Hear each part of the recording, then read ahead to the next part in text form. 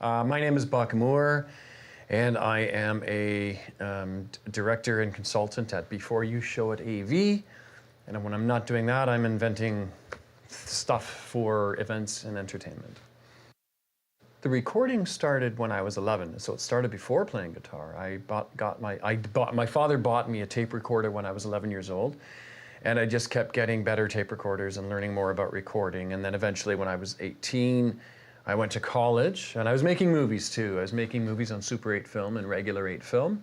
I got into college to do filmmaking, animated filmmaking at Sheridan College in Oakville.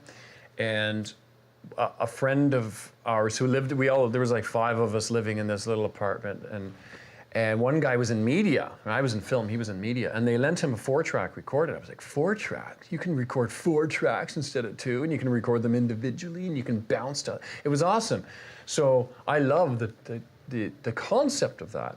But when I got out of college and I moved in with a roommate, my roommate Marty Pratt, we both split on a 4-track recorder, and I just started recording multi-track, and then I got into 12-track recording and then more eventually. Now I'm into the 24-track recording, although I never really do use 24 tracks, unless I'm doing a film.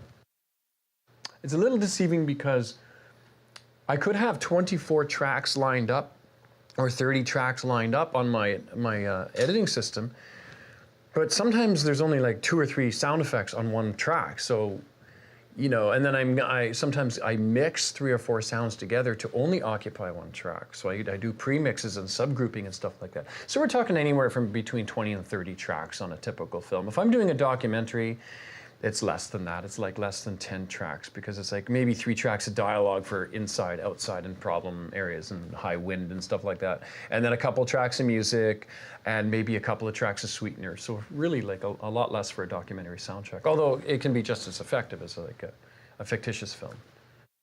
What I do is basically set up my listening system, my workstation, and I make sure the speakers are at the right level. I equalize the speakers to make them sound the best they can. I double check with a already known film. I put a film, I get the soundtrack from a DVD. I make sure it's the right level, calibrated, put it on my timeline, and I listen to that and I compare. Once I'm happy with how everything sounds, I'll double check it in a set of headphones. And then I start the mix.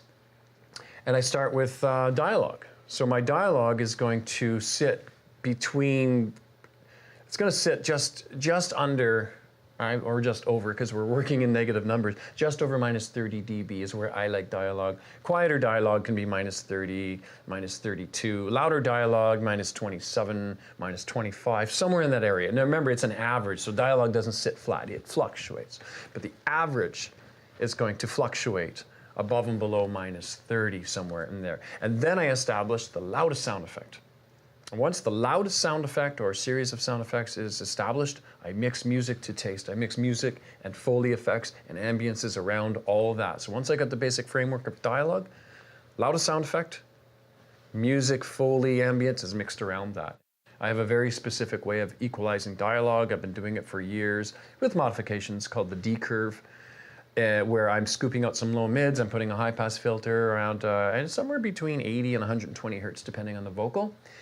And maybe or maybe not a upper middle boost 7K, no more than 3 dB and no more than about half an octave, just a tiny bit of sparkle. Most microphones that I use already have a bit of a sparkle up there, so it's not always needed, but the low mid scoop is needed to clean up dialogue, because what happens is that if I'm saying a word like dog and it does this, dog or walk or talk, that aw is very loud, but the k or the ki, the transient peak of the consonant, is not that loud in volume, right? It's like talk, right? Talk.